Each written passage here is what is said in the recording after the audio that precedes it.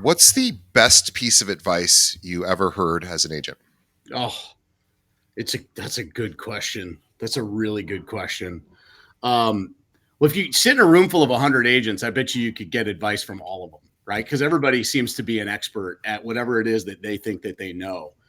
But the truth is, the best piece of advice that I got actually came a little bit as a admonishment. A mentor of mine, good friend of mine, a guy that I like to go to with all my bright ideas. Um, at one point, um, sat me down, looked me in the eye, and said, "You know what your problem is, Matt? You're never going to stop having good ideas. The issue isn't a lack of good ideas. Good ideas are aplenty. It's the ability to pick the right one for right now." And that was really powerful for me because at the end of the day, what that really meant, what it meant to me was and it wasn't even the sort of cliche like, oh, the difference is execution. Because sure, the difference is execution. But you know what? I've executed on a lot of good ideas that wound up not being the best thing for me to do at that moment in time. Um, it's picking what are you going to do right now that's going to move you the closest to your goal and get you the actual outcome that you're after. My favorite example of this with real estate agents is how many real estate agents are out there totally committed to their job. They're so all in. They're like, this is the year. I'm going to do 40 units this year. I'm going to hit 20 million this year. I'm going to hit all the goals that I set out to hit. And then a business opportunity pops up or a flip, and they just immediately shift and go, you know what? I'm going to flip this house instead. And to me, it's like, well, maybe that doesn't make it the flip isn't a bad idea in that moment. That's not a bad idea. Yeah, you might be able to make 50, 100, maybe even $200,000, but is that the right thing right now? Are you always ready to just throw away the goal that you had for the next new thing? And I think that plagues our industry, particularly agents. That if agents would just commit to, are you going to be the best agent? Because you can't be the best agent and also flip 25 houses and also just be ready to throw your goal away at any moment in time. And that advice, it led me to get super focused on picking the right thing versus the wrong thing. You hear that in other terms too, where people say like, you have to say a lot more no's than you do yeses. Like Warren Buffett said that, Charlie Munger said that they say no to a lot more opportunities than they say yes to. I can relate a lot to this because I recruit real estate agents. We have 42,000 of them here locally in Chicago and in the surrounding areas. And as a result, we have all these funnels for agents who aren't our agents yet, who, can come into our sphere. They, answer, something that we're putting out there. And so we have all these different funnels or buckets that they can come into. And the moment one comes in, I get really excited. And as you said, there's no shortage of bad ideas. There's always leads coming in for at least for what I do.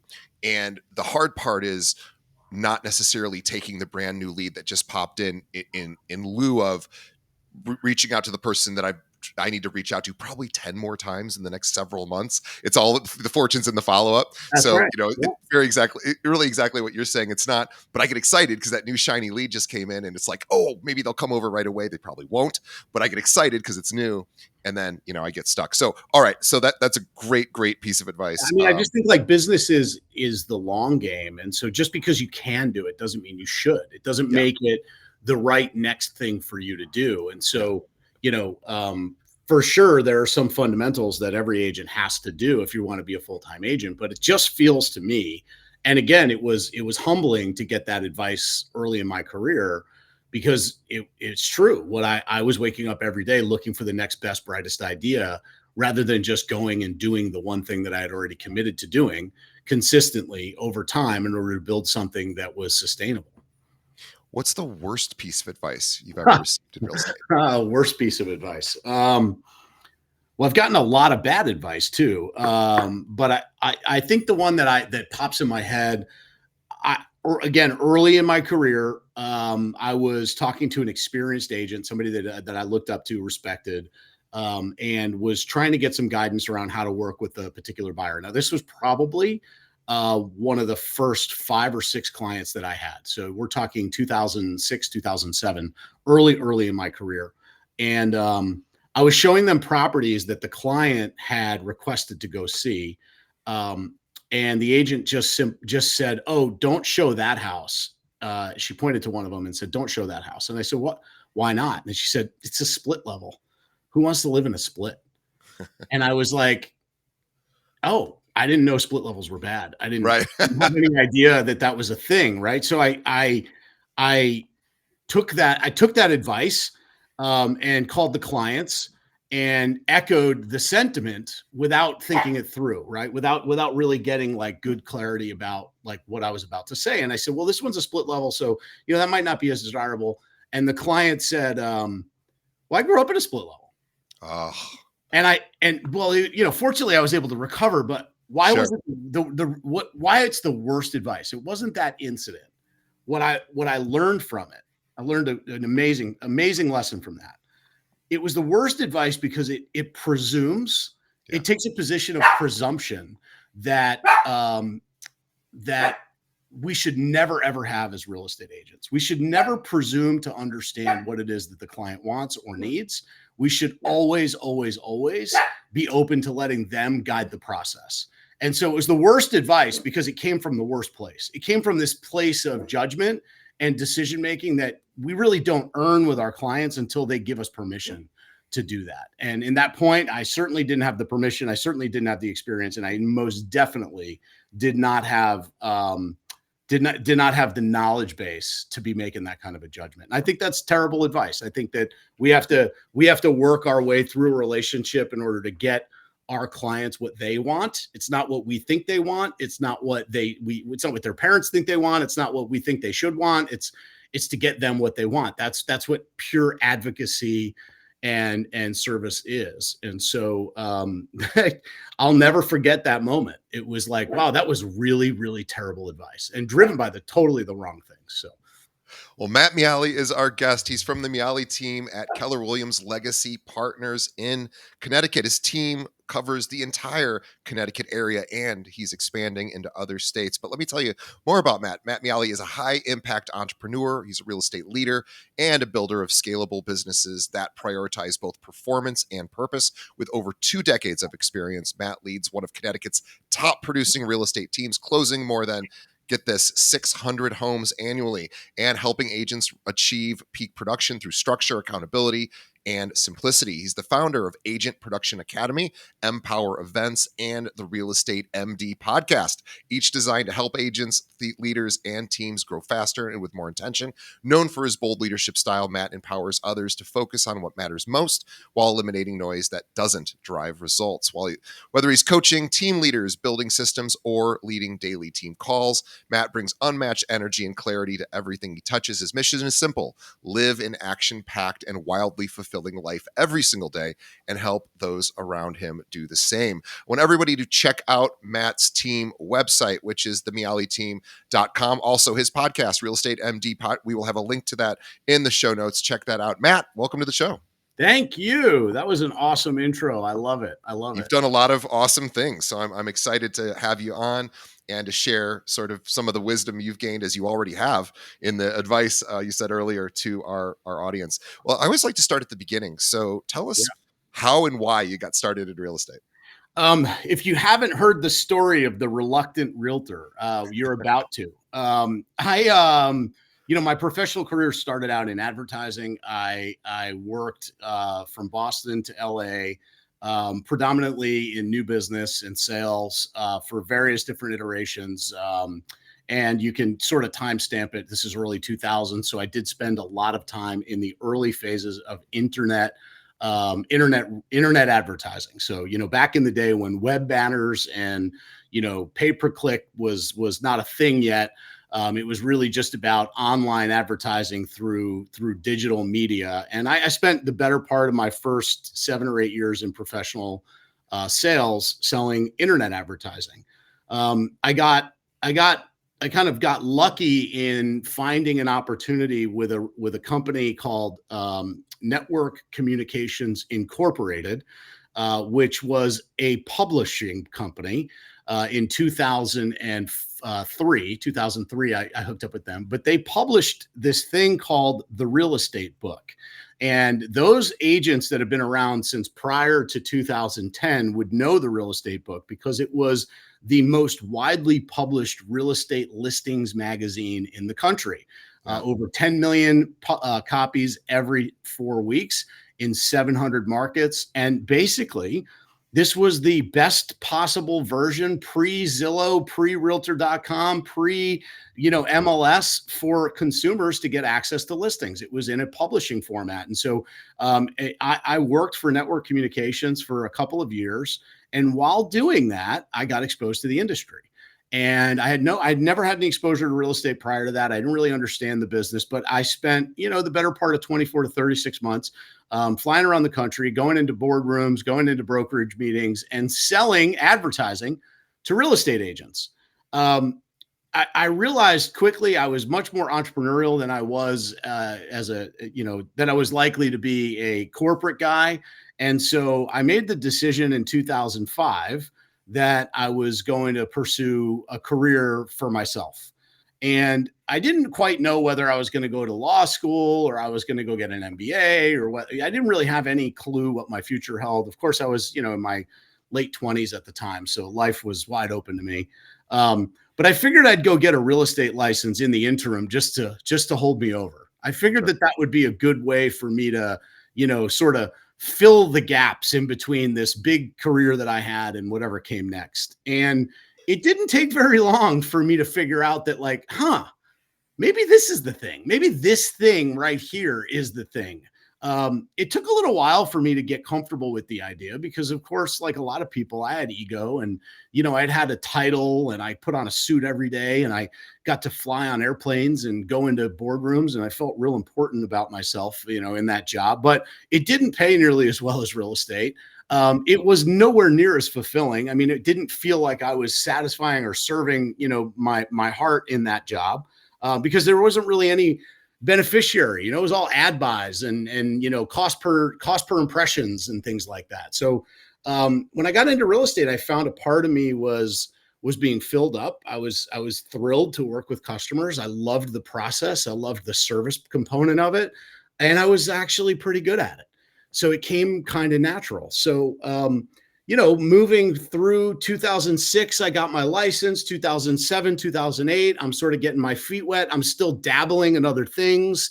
I'm like doing some consulting. I'm still doing some other sales. And like 2008, somewhere around May, I'm like, you know what? The market's really, I'm going to jump in. The best possible time to join this business. Time to do this. And so I burned the boats, blew up the bridges, jumped in with both feet, and in November, Enron collapsed. And so it was a wild experience. But the best thing about that, and this is really the message for every agent that's out there today, suffering through this current climate. The best thing about starting in 2008, really committing to being in the business, is I didn't know any better. I did not know any better. And so the market conditions of that time were the market conditions that trained me, that made me the person that is able to get up every day and focus on what matters versus what doesn't. Back then, it was a totally different market than we're in now. As far as the conditions, it was a short sale, pre-foreclosures, distressed inventory market versus now where we're in low inventory and a whole bunch of other conditions, again, depending on which market you're in. But the job was the same. The job was wake up and sign something, sell something, or set an appointment. That was it. Those were the three hallmarks of whether I had a successful day. I would look at the calendar and I would say, where is an opportunity for me to go sign an agreement, either with a buyer client that's going to hire me or a listing client that's going to hire me? Where is there an opportunity for me to take one of my current customers who's already hired me and find them a house that they're willing to buy, or find somebody who's willing to buy one of the listings that I currently have? Or if I can't do either one of those things today, I'm just going to go find the next person that I can go sit down with and tell them why I should be the realtor that they choose. And so sign something, sell something, or set an appointment became my mantra. I wrote it every day on the top of a yellow notepad that I worked off of because I did everything pre-CRM because I couldn't afford Top Producer. And I figured that all of that technology stuff was more confusing than I needed. So I built my entire business out of a spiral notebook, just flipping the pages and writing on the top, sign, sell, set every single day. My objective was never to end the day without doing at least one of those things. And so that was the business. That's how I started. Yeah, I used to have a uh, I put this on my desktop on my computer. It was basically says no more 0 days. So Yes. even if I got to the end of the day or close to the end of the day, and I've never been a producing agent, but for what I do is I recruit realtors, so I have a similar kind of thing, and I have to kind of do the exact same activities you're talking about. And it would be like, oh my gosh, like I spent all day on customer service or servicing my existing agents that I'm trying to recruit, but I haven't generated any new leads, or I haven't closed anyone in a few days, and realizing that all three of those activities have to be done as best as possible, and always remembering that there's ways to hit those. There's habits Yeah. to begin to hit those. And Brian Buffini talks a lot about this, and I think most of us probably have heard of Brian Buffini, maybe probably listen to him a bit, but he's a big fan of that, like meet 2 to 5 people every single day as one of the sort of getting at least more people into your database. And it's like, even if you just did that and nothing else, you'd never really be out of business. You might not become a great realtor, and if you don't learn the craft and do a really good job, you might not be great at customer service. But if you're meeting people every day, you're gonna find new opportunities. I mean, And so, I'm so passionate about what this industry has done for me and what it can do for people, and then equally as frustrated with how people waste the opportunity. yeah, Like the real estate license might be the greatest gift to somebody with the natural service heart of anything out there, because you, 100%. you understand that like the simplest thing you can do is wake up every day and go help people solve problems. Yeah, And if you happen to have a real estate license and you're the person that helps somebody figure out how to get their patio fixed or get a new roof put on or figure out a drainage problem or get a plumber to come over and fix that leak that they've got or whatever, if you become a professional problem solver in your community and all you do as a job, as the job, is make sure that you know lots of people and know how to solve lots of problems, your real estate business will take care of itself. You do not need a fancy CRM. You don't need to spend thousands of dollars on leads. You don't need to live in a dark, cold basement with a swinging light bulb over your head and cold call for 6.5 hours every day. Those things are not necessary. But what happens is, because agents are unwilling to do the work of engaging the world, which is one of our catchphrases, we say you must engage the world, because the agents are unwilling to go and engage the world and talk to the barista and talk to the people and network the community and be involved, they wind up defaulting to sitting behind a computer and playing office all day and getting far, far worse results. When you really meet top producing agents, what do they all have in common? They're out there meeting people. They yeah, talk to people yep, every single time. That very rarely do you meet. It's a rare case where the top producing agent is like, "Oh, I'll tell you my system. My system is I do 4.5 hours of cold calling every day." Yes, those agents exist, and there are top producers, but that is actually the edge case, not the norm case. And and totally. and then what happens is we take brand new people and we try to teach them edge case instead of Yeah. shooting down the middle. And I think that's bananas. I think it's so much of the rhetoric in the industry is about like, grinding it out and this hustle culture mindset. And like, I got to tell you, you can have a lot of fun in this business. You can Yeah. have a lot of fun. You can wake up every day and go meet a bunch of people, and be a professional problem solver, be the resource for them. And your business will take care of itself. It will just literally grow all by itself. I had an interview once with a top producing agent, and he said, this is going to sound funny, but he goes, I'm the only one I know that does this. And it's very similar to what you were talking about, where he said, the way I deepen relationships with clients, and also it's how I get invited to meet new clients through referrals, is he said it's really not as much about me helping them buy or sell a property, which I do. I do a good job of that. But he said I will call them. Then there's like 7 years in between. And they're going to use you again. So what do you do? And he said what I was always doing was calling people. And he goes, I realized that everyone who owns a home always has an unfinished project, whatever it is. Could be something super minor, getting some holes replaced in the walls where paintings used to be, or could be getting a new roof or whatever. And he said everyone's got something on that to-do list that they're just kind of pushing down the kicking down the field because they're just they don't have time to do it. He said I would just call and say like, hey, do you have any unfinished projects right now? I want to help you with that. And he would just go, okay, let's help you take the next step. I got the right person for you. Give me a day or two. I'll be. And he's like, that's all I did. He's job about solving problems. I was like, that is brilliant. Yeah. And he goes, because everybody's got one. And then he says, inevitably, I just get business that way. Well, you're coming from contribution. You're entering the conversation with a thoughtful heart, saying, "Hey, how can I help you right now?" And people appreciate that. And then maybe every 10 calls there's somebody that's like, "Yeah, you can help me." And oh, by the way, you might be able to help my neighbor too, because they were just mentioning the other day that they're getting their house ready to sell. And I'm so glad you called. It's not complicated. I think that we've just brought so much complexity to the industry from the standpoint of how we operate. And what I literally think, my calling is to help agents simplify it down to the basics, not to make it sound that it's not to make it sound like it's, rudimentary, because it's not. The transactions obviously involve a pretty sophisticated level of understanding, and you've got to navigate the emotional experience of the client that you're serving. And so there's a whole lot of skill that goes into that. But the foundational elements of the JOB, the part that's hard, is the acquisition of new customers. And that part, you just go serve people, just go be available to help people. And the rest of it's going to work itself out. Now, that requires you to engage the world. If you sit in your house waiting for them to show up, that's not going to work. It's not going to happen. Yeah. And the worst part is that sometimes it does happen, and that will sort of reinforce this idea that something falls into our lap. We get lucky. You get that phone call that you weren't expecting, that you didn't really earn, but you got lucky. And then you're like, this is how it works sometimes. And then it's the worst thing that can happen to a brand new agent in the business is they can stumble themselves into like a $1.2 million listing, by accident, and be like, this is the greatest thing ever. And it's like, boy, listen, I'm not trying to burst your bubble here, but that one did not show up as a result of effort. Like sometimes that's what happens. And then, you will have to deploy effort over time. You will have to.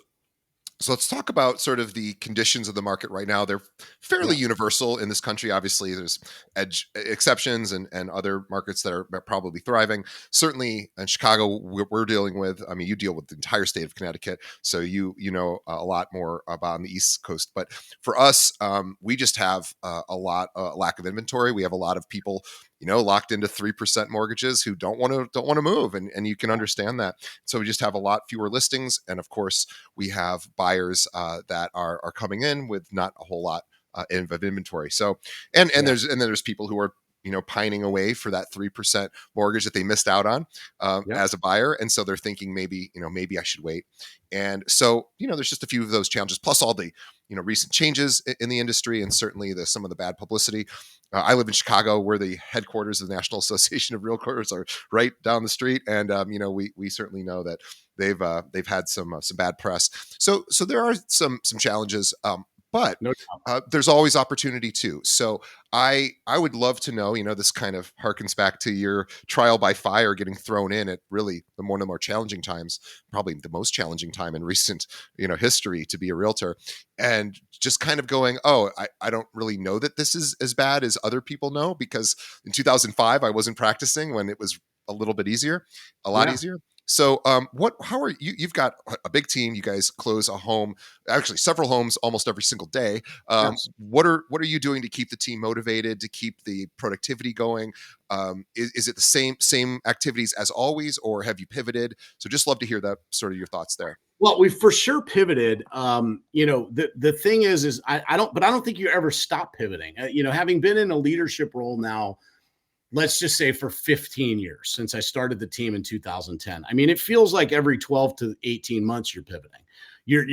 There's always a new market that you need to adapt to. And the new market is only new and requires adaptation until everybody gets the story. And then once everybody gets the story, everybody goes, oh, okay, these are the rules of the game, and engage. And then it gets busy again. And then something changes, and then people pivot. And then everybody wants to hold on.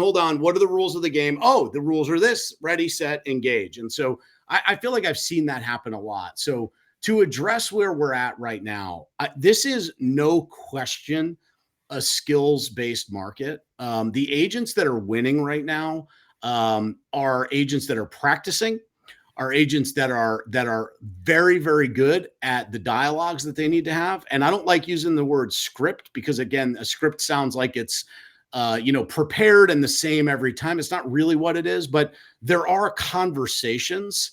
There are moments in conversations where you do know that there's an outcome. So let's take the one that you just brought up. For instance, you've got a client who's in a 3% mortgage, but living inside of a house that no longer suits their needs and saying, well, I have a 3% mortgage. I'm living in a house that no longer suits my needs, but I'm willing to sit here and suffer because I don't want to participate in a higher mortgage. And so there's a conversation there. There's a crafted conversation that you can have with that person that doesn't necessarily, it's not about convincing them, but at least opens the door to what the realities are between them staying versus them going. And I think, again, the most experienced agents are practicing those conversations. They're practicing what are the right questions to ask.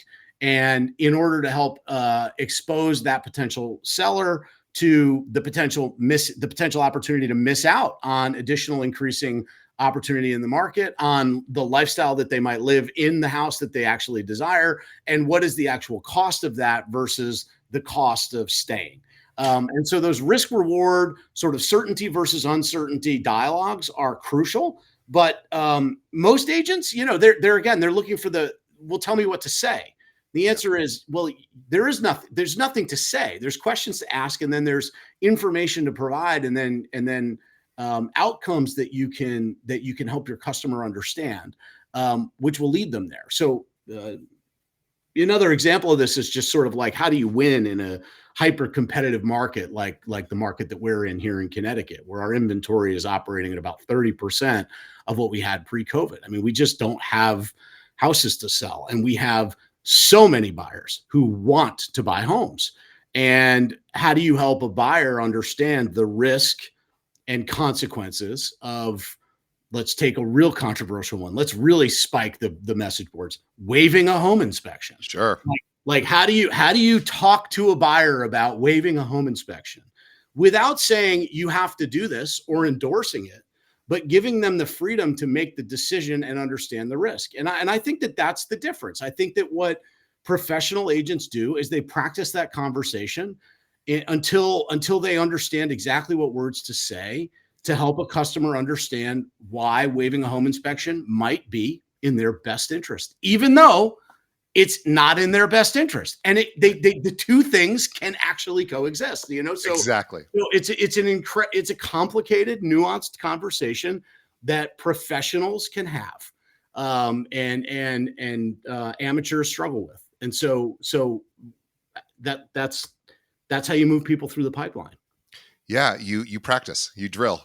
And we're talking about drills, and I love Chat GPT is very helpful for this. For you can, for $20 a month, or maybe even for free, I guess you could do it for free as well, is you can start talking to Yeah. your phone and saying, hey, imagine you're a home seller, you've got a 3% mortgage. I'm going to start asking you questions, and I'm going to try to address concerns you might have, not to try to persuade you, but just to keep the conversation going and maybe offer a different perspective.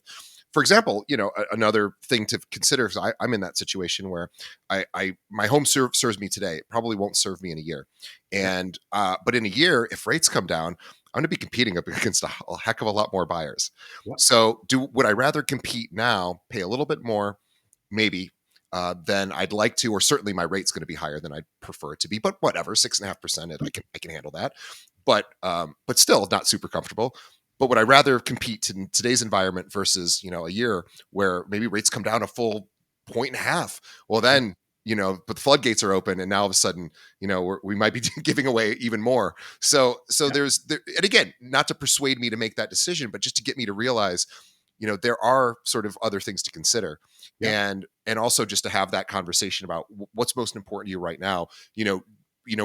Most people consider dating the rate, marrying the home.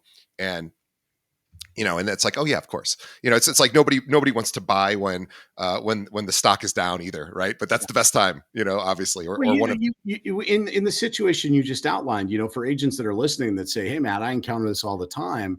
What I would say is the question for you is, well, how long do you expect to be in this next house that you're yeah. in? And Yeah, you'd say 7 years, 8 years. it's going to be a while. Yeah, So you're there we going to go. say, oh, 7 or 8 years, and you go, okay, Yeah, cool. So over the course of that 7 or 8 years that you're going to be there, are you anticipating that you're going to get a house that you really enjoy and that yeah, fulfills the needs for your family? And because nobody actually wants to transact real estate. That's not why people wake up and call a realtor. They don't say today's the day to buy. yeah, That's not how it works. It's a life need that they're trying to solve for. And it's either my house doesn't work for me anymore, or my house is too expensive, or, there's a million different conditions that can exist, which would make somebody pick up the phone, call a realtor and say, I think now is the time.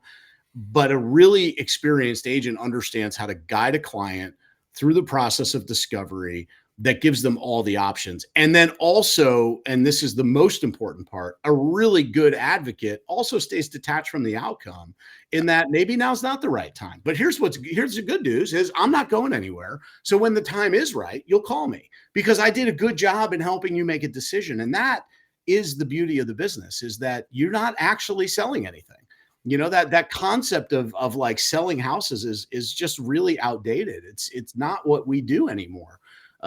We sell our service for sure. There is a sale at some point. Someone needs to hire you, and they need to make a decision based on the value proposition that you presented, that you're the best person to serve their need. But the house is irrelevant, right? Back to that comment about the split level. Like, it doesn't really matter what house the client buys. It's what's right for them. That's the most important piece. yeah. It's such a great conversation. I was thinking if I were a producing agent today, and I didn't have, I wasn't swarmed with my own listings, or maybe I'm dealing with a lot fewer listings in for my buyers. I might think, okay, well, what do I do right now? Well, one thing I could do is I could call everybody in my database and say, hey, I'm updating your records, and I realize I don't know your 3-year sort of plan for where you currently are, or maybe 5-year. I just would love to know, like, what are you thinking of moving in the next few years? Because I need to start thinking about how to get you ready for that, or just want to update my records. It's as simple as that. And all of a sudden you'll find all sorts of, maybe not immediate opportunity, but you'll certainly have the person go, wow, that's really thoughtful of you. That's super kind.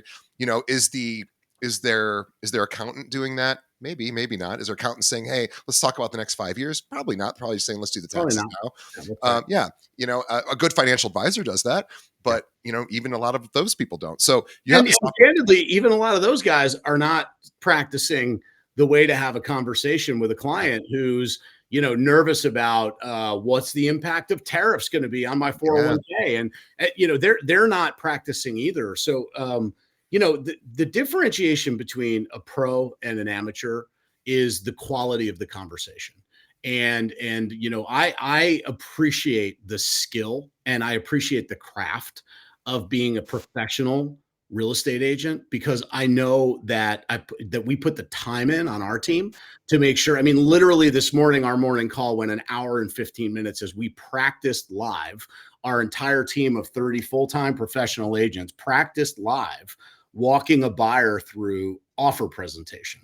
Now, you'd think for a team that's putting 600 houses under contract in a year, that offer preparation and offer presentation would be rudimentary, but we don't take that for granted. I look at that like, professional football players don't stop practicing throwing and catching, right? They don't stop practicing the fundamentals. They don't say, well, we're at the NFL level now. We only throw in the game. We only catch in the game. Like, how insane would that be? Like, but that's what agents do. They wait for the moment. They wait for the game moment to practice. But that's just not how we operate. So my advice to agents that are out there, and so I know agents really often don't like the idea of practice. They feel weird. You got to have fun with it. It's practice. It's fun. It's like, Yeah. this is where you should mess up and laugh and joke and say stupid things and then be like, all right, let me try that again. Practice the conversations, because there are outcomes that your clients are really waiting for. They want you to help them. That's what they're there for. They're looking for help around this. That is a very, very wise statement, that the quality of conversations is really what differentiates the top from everyone else. And that is absolutely true. And it's true in my business and in my recruiting business as well, because there's lots of recruiters, there's lots of great firms out there. And, one firm to another, yeah, there's slight differences, between, Keller and Coldwell and Sure. Remax and Century 21. They're all Berkshire. They're all good companies. They all have great stuff. Totally. And it's a more of, and splits are kind of, wherever they are. But the reality of it is it's about having the best conversations and knowing sort of how to continue those conversations versus, hey, are you thinking of moving your firm? Oh, you should talk to me, Yeah. because of course, hey, It's that's like, great when that happens. yeah. But it's more about, hey, let's talk about your plan. Where do you want to be in the next 3 to 5 years? How is your brokerage helping you do that or not?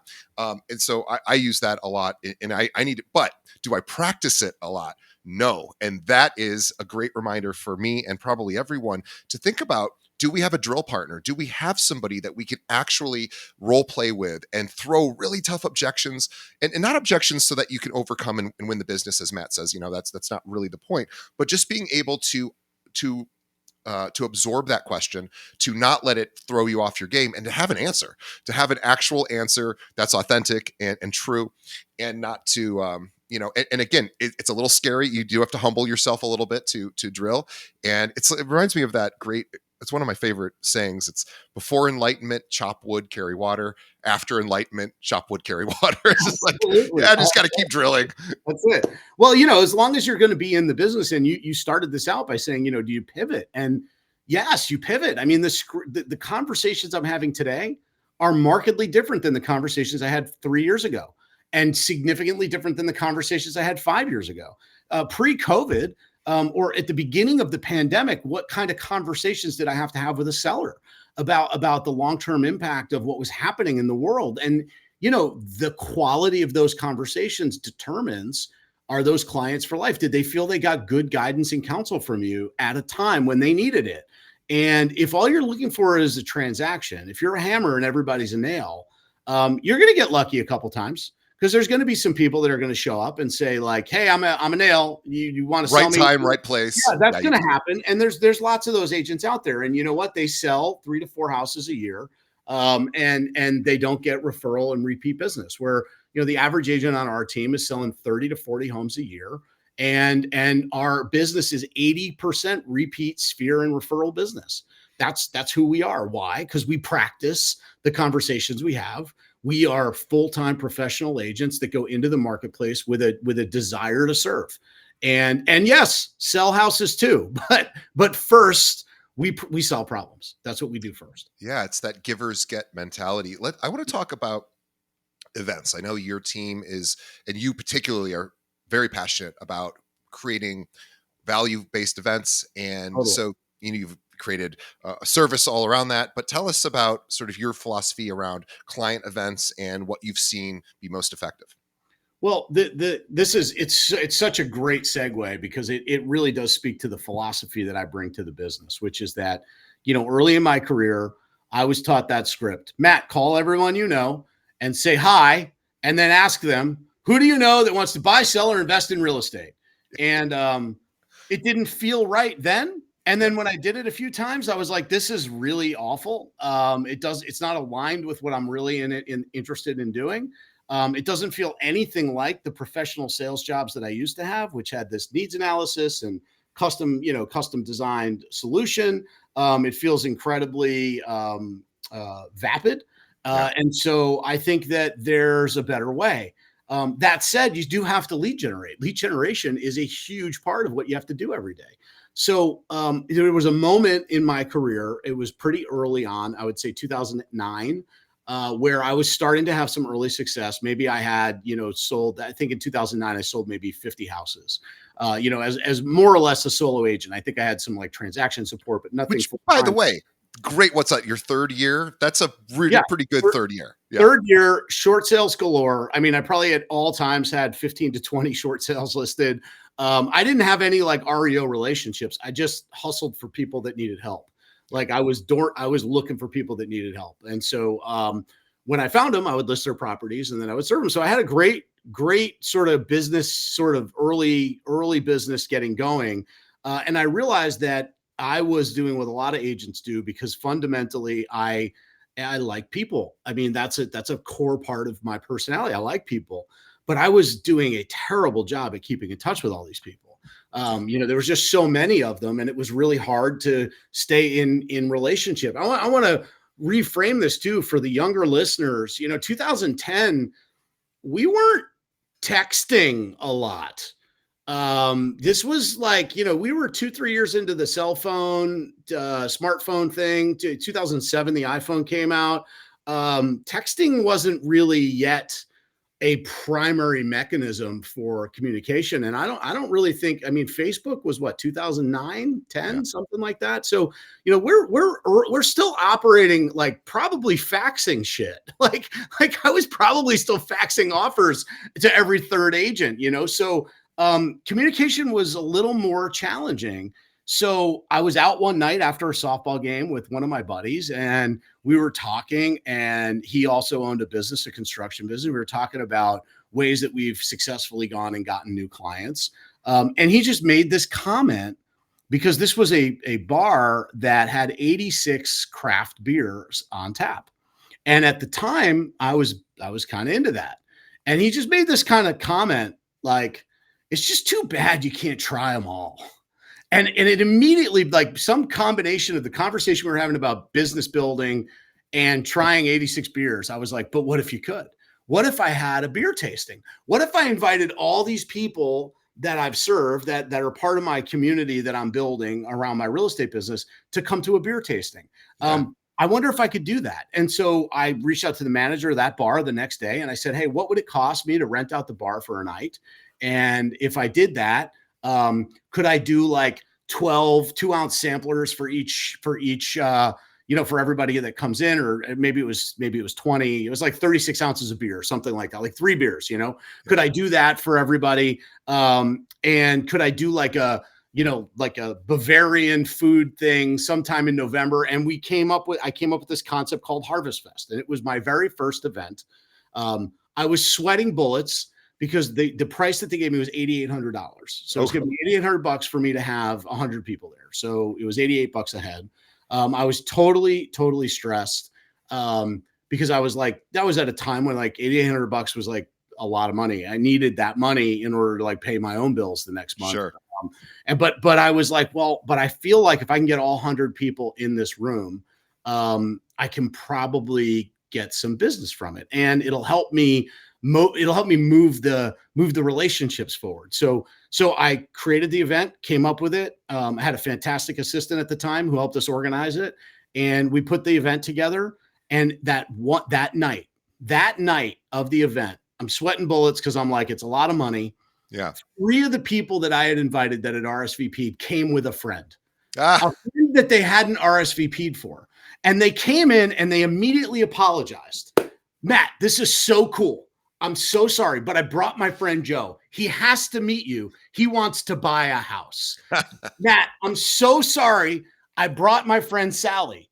Sally, I know she's not invited and you want to start, but Sally needs to get her house on the market right away.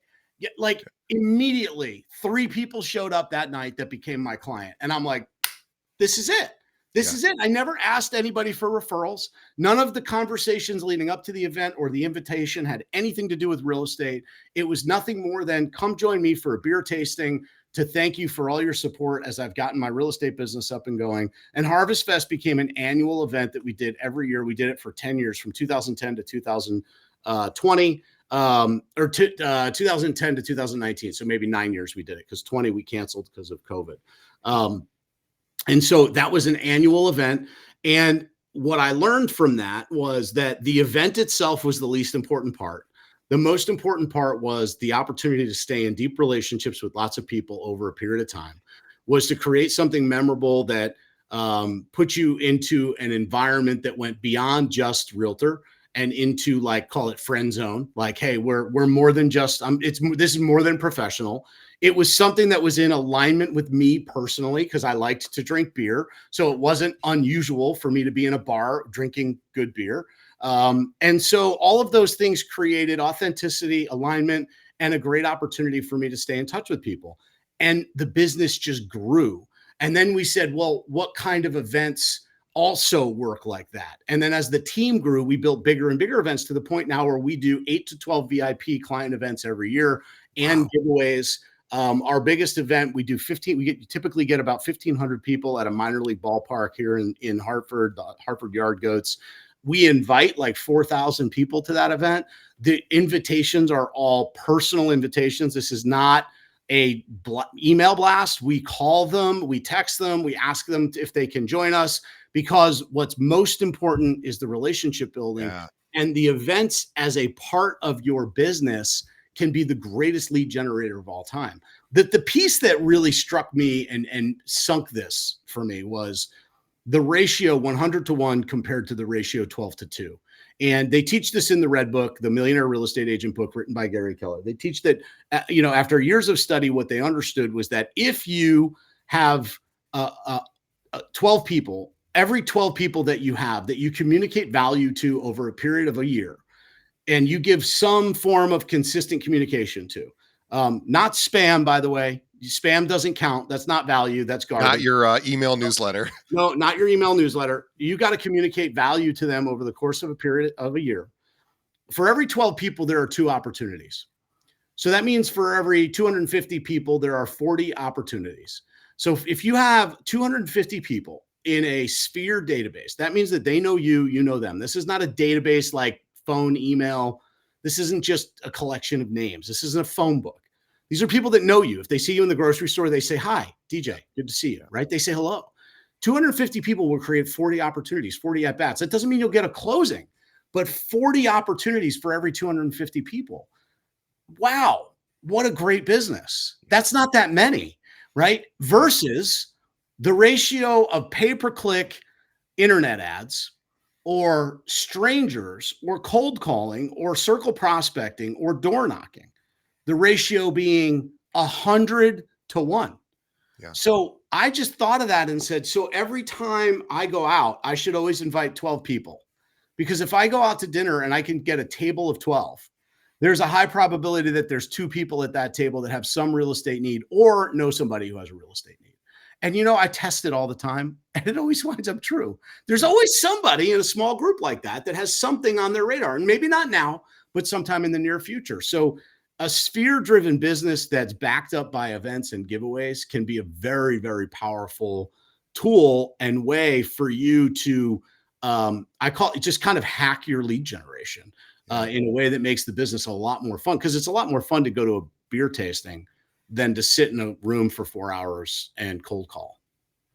Yeah, and boy, that makes all the sense in the world. I love that. And plus, there's a consistency to it that the clients grow to expect in a good way. Look forward to is a better way to say it. We would And always give away these custom pint glasses, and I would, for years, I still to this day get them. It's been 5 years since we did Harvest Fest. I'll get a picture texted to me of a pint glass full of beer with somebody saying, "Drinking out of my favorite pint glass," or I'll get a picture of a collection because somebody made 6 out of the 10 years. Like we had our fans for Harvest Fest. So let's pivot just briefly to talk a little bit about, right now there's a flight for a lot of solo agents into teams, or the idea of creating a team. We're seeing a lot of value potential value, we'll say, in joining forces. You have a team. When somebody, I guess maybe we'll start with people looking to join a team, and we should also mention, if you are in anywhere in Connecticut and you are not getting the attention you feel you need, or you're not getting the assistance that you want from your current brokerage or your current team lead, reach out to Matt and his team. He is very picky about who he selects because, of course, they're high producing, but he would love to chat with you and see if there's some synergy there. So you can reach out to him. We'll have his info in our show notes, and he's easy to find. Just Google him. But Matt, let's talk about individual agents that are going, should I join a team? What are some of your thoughts? Well, I think fundamentally it's a philosophy. I think it starts with a philosophy, and it is the classic. And this is cliche, but it's a cliche for a reason, because it's true. Teams operate really well with people who like to collaborate. Okay, and there are 2 different types of people. There are people who really enjoy collaboration and winning together, and there are people who really just want to go it alone. and kind of don't leave me alone. Let me do my thing. If you're a collaborator, if you're a person that desires that, a team can be a great environment for you. There are two things that people really struggle with when they're an independent producer and they're asking the question, should I join a team?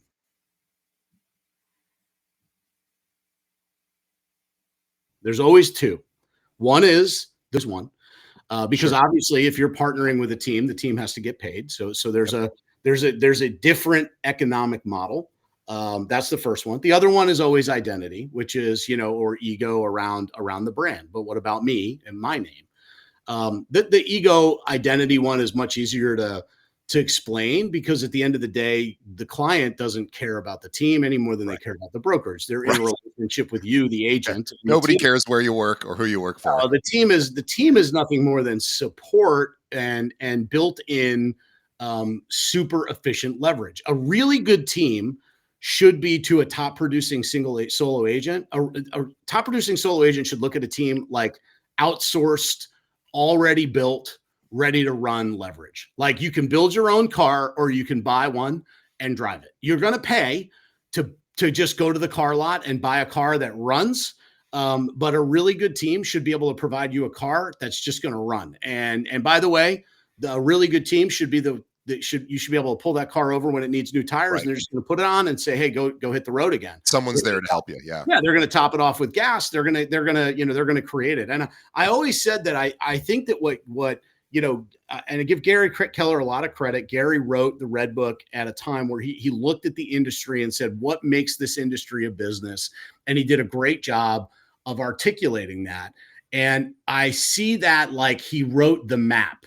Like he was like Lewis and Clark to the real estate. He said, here's a map, here's a roadmap on how to build a high functioning organization. It's not the only way to do it, but he wrote a map, like just like Lewis and Clark only took one path to the web, but there was lots of different ways to go. But he wrote it and he memorialized it and he became, he got famous for it, right?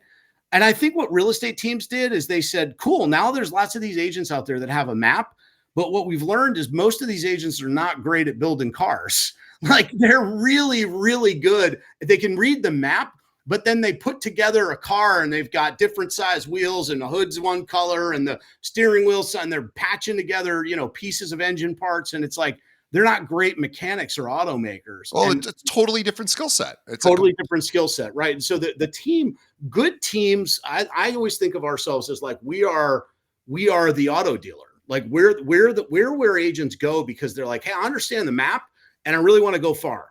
But I feel like it's going to take me a really long time to learn how to build this car thing that I should drive in. I'm currently riding a horse, but it looks like you've got a couple of cars that I could run in. And we say, yeah, we have a couple of cars. You could jump right in and start driving. Here's what our economic relationship looks like. Now, the thing is like, how much farther can you go in a car versus a horse? Yeah. And so when you start to actually look at the economics of, what does an average agent do when they're on their own? Again, we're talking about average. What do the average agents do when they're on their own versus what do the average agents do when they're on a team? Well, the average agent on our team is doing 35 to 40 deals a year. That's 6 times the national average. Yeah. So like, what are the odds that you're going to do 6 times the national average without driving a car? Probably you can do it yourself. You just have to build your own car. So I'm a firm believer in teams. I'm a firm believer, even though what also needs to be said is that agents need to also understand that many team leads are making no money too. Like it's not some like, line your pockets cash machine. Yeah. It's an incredibly difficult thing to take on. And agents and teams that do it really well, they honor their profit because they understand that in order to run an effective business, you have to be profitable. They honor the production because they understand that in order to have profit, you've got to have people that have all the tools and resources they need in order to go sell. They honor their growth because they know that agents that join a team aren't going to stick around very long if they're not growing and having new and bigger, better opportunities. And they honor their culture because nobody wants to be in a locker room where everybody's, pissed off and upset.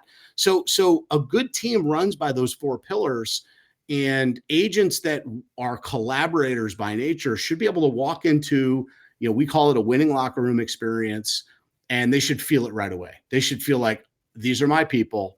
I totally get it. And I see how I make more money here. And then the outcome should be then it's up to the team lead to deliver the outcome. Yeah, no, that's great stuff. And too, I also just want to just quickly touch on those of us that think joining a team will solve my lead problems. And there are teams that will dangle a carrot that looks like that, and maybe they can deliver on that promise. But what we're talking about is whether that's a good idea for an agent to look for that solution from that team. I'm sure you get this all the time. Yeah, I know totally. I get it as a recruiter. People are like, "Tell me about what leads you provide," I and think it's a to me it's a huge tell when an yeah, agent says that they're in it for the leads. 100%. It's a tell that they're not really a practitioner at the level of the business that we look for, and that they're always going to be at the mercy of external factors instead of just doing the work. Now, leads can take a mediocre producer and turn them into an average producer. Leads can take an average producer and turn them into an above average producer, but leads cannot take somebody who can't do the business and turn them into somebody who can. Yeah, And so, leads are what we often think of leads as like the icing on the cake. They're the reward for production, yeah, but they're not that's not the engine of the car, right? So, the thing is remember, if your business is completely built around the idea that someone else has to do something first, you're inside of a supply chain that you have no control over. right. You might as well be an employee at that point. Yeah, you are an employee, right? You're just paying to go to work instead of Mhm. instead of them paying you. You're actually paying to show up. So I mean we as a team, as a philosophy, of course, because we have market share, we get tons of leads. Of course, because we've been in the business for years, we get tons of leads. Of course, because we have a database that we communicate lots to, we get lots of leads. So we have lots of inbound leads, but as a product of our value proposition, it never comes up. When Yeah, we're talking to an agent that's interested in joining a high performing team where the average agent is making a lot of money, succeeding at a high level, on the leaderboard every month, um, when they ask about leads, we say, yeah, they're here, but that's literally not even close to the reason you should be here. You should be here sure. because you want to win championships and you want to be in the winning locker room. And so, um, it's that again, it's a disqualifier if somebody's looking for it, because 100%. we have them and we get tons of them, but and we give them to our producers. We operate on a Yeah, you're meritocracy. a business. Of course, you give them to the people most likely to close. Well, that's also something that I've always found kind of interesting. Like, because I've had agents come to me in the past and be like, hey, I'm getting recruited, and the person said they'd give me leads, and I go, that's cool. How do you feel about the idea that they'll give you leads, but not give leads to their top producers that are already on their team? What's that mean for you once you're in the door? And they're like, oh, that's interesting. And I'm like, well, again, what's that do? Like, why would they've had those people have had agents on their team 4 or 5, 6 years, Yeah. and they're going to give leads to you? That's weird to me. Like, that's just culturally doesn't sound good. I don't want to be in that environment. From a business perspective, it doesn't sound like a smart Yeah, play it's not a because smart move. Zillow has their flex program. They don't want to give those are the leads that you pay on the back end, not Right. up front. And they're going to be really picky about who gets those leads because at the end of the day, they need those leads closed. That's right. And bringing on a new person is a bit of an unknown. And you're right; it's certainly an enticing carrot to dangle in front of somebody. But if you really think about it, like first of all, a firm never has too many leads. It's never, oh, we have so many leads, we need to Never. bring in some new people. Maybe I guess that's possible, but it's very unlikely. And again, why are they not giving those to the people that are most likely to close that they have assurance because they work there? Yeah, that is, and if that's part of their recruiting strategy, then that's going to continue to be part of their recruiting strategy. What we really live by that philosophy of the teach a man to fish versus give a man a fish, and the concept is we can teach somebody how to lead generate. Like, we're actually really, really good at that. And the reason we're good at it is because we have this built-in infrastructure around events and giveaways and database management that allows an agent to show up here. Again, we have a race car, and we allow an agent to show up here and kind of hand over all their tools and parts. And we say, cool, we're going to build you a car. And then you just have to learn how to be a great driver. I need you to be a fantastic driver. I need you to be the best driver ever. I need you to drive the track all day. I need you to learn every turn. I need you to learn the speeds to take it at. I need you to be the best driver you can possibly be. Stop worrying about the car. I'll take care of the tires. I'll take care of the hood. I'll take care of the rest of it. We'll make sure that the gas is always topped off. We'll make sure the oil's changed. You just learn to be a great driver. And most agents are like, thank God. Yeah. because all I really wanted to do was drive anyway. Like, Yeah. I didn't really want to be a mechanic. And you find yourself in it. And by the way, like, this speaks to something else you said earlier. Like, I think the industry does a huge disservice to a lot of agents by giving them tons of distraction points. Like, we're low hanging fruit for separating from our money, because agents are looking for a shortcut and they don't really understand. I'm going to use the car analogy again. They don't really understand how the car works. And so if you don't understand how the car works and somebody's selling you a flux capacitor, you go like, oh, do I need that? And they're like, oh, if you want to time travel, you do. Well, awesome. Give that. They forget that they need 1.21 gigawatts from a lightning bolt in order to make the thing work. So they're out Right. there buying flux capacitors, putting them in their car, and they don't even know what they do. And whether that's some advanced CRM system or lead generation system or outsourced ISA system, all of it is too much money for what you're spending. You just need to do the job. And if you did the job, you don't have to spend all that money. You can actually have a profit and have a fantastic, fulfilling life, by the way. Yeah, Fantastic.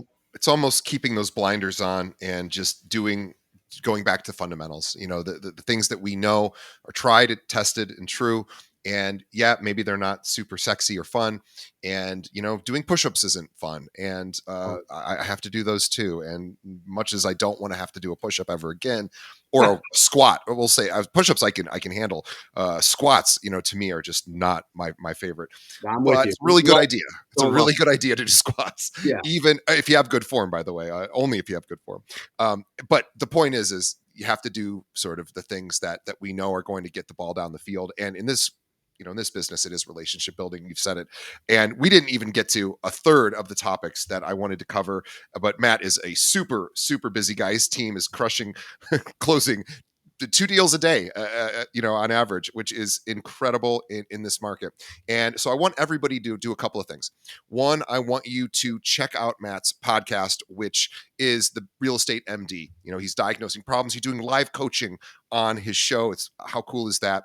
I have something I do very similar. I'm not the coach, however, but I have found that to be really fun. And if again, one agent's challenges is every agent's challenge. So even if you go to his podcast and you hear something, you're like, well, I'm not currently dealing with that. You will be soon, or you will at some point. So hearing that, even just hearing somebody else's challenges get solved or get worked on will help you, or you'll get some wisdom. So definitely check out Real Estate MD.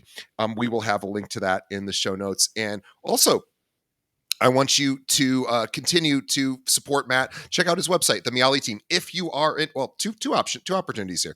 If you're an agent in the Connecticut area, reach out. You're looking for a team to join, a high performing team. Matt has all sorts of wonderful programs that he's built. And again, building that car for you, teaching you how to operate that car. That's his job, and you're going to go in and run that car and get some pretty amazing results. His track record speaks for itself. His team is unbelievable. So if you're in the Connecticut area, and Matt, you are expanding. Do you want to share a little bit about where some of our listeners who maybe aren't in the Connecticut area might want to we are already in Massachusetts, operating in southern Massachusetts, Longmeadow, Agawam, Springfield area. We are expanding into Putnam in Westchester County in New York, and we're actively in the process of looking for partners in Rhode Island. And our expansion too, I love to just, it's a long story, but I love to talk a little bit about this only because it is and has always been my philosophy to do it right, not rushed.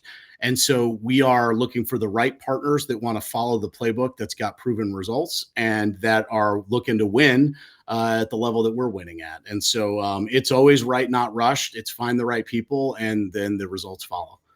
Well, reach out to Matt if you are interested in either becoming a partner with Matt or becoming, part of his team, or if you're an agent totally different part of the country who doesn't service the area Matt services, but have clients that move to and from those areas that Matt mentioned.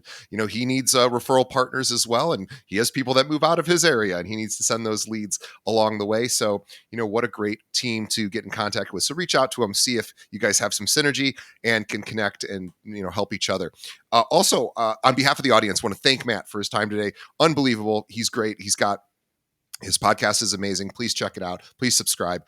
And we will have him back for sure. On behalf of Matt and myself, want to thank the audience. You're the reason we do the show. We appreciate you. We've been going on, I think it's our 7th year now. So thank you for everyone who's listening. Please tell a friend. That's the best way that you can help us continue to grow. Think of one other agent. There was so much that Matt provided in this conversation, so much great wisdom and just tactical ideas, right? There's actually things you can do that will come straight from this conversation. So please pass this off to anyone that you feel could use a boost. Of course, everyone could. So we appreciate that as well. And also check out our sponsors. They're the reason we can continue to do the show. We love them as well. So we will see everyone on the next episode. Matt, thank you very much. Thank you, DJ. It's been awesome. Thanks to all the listeners, and really, really appreciate you having me on. Thank you.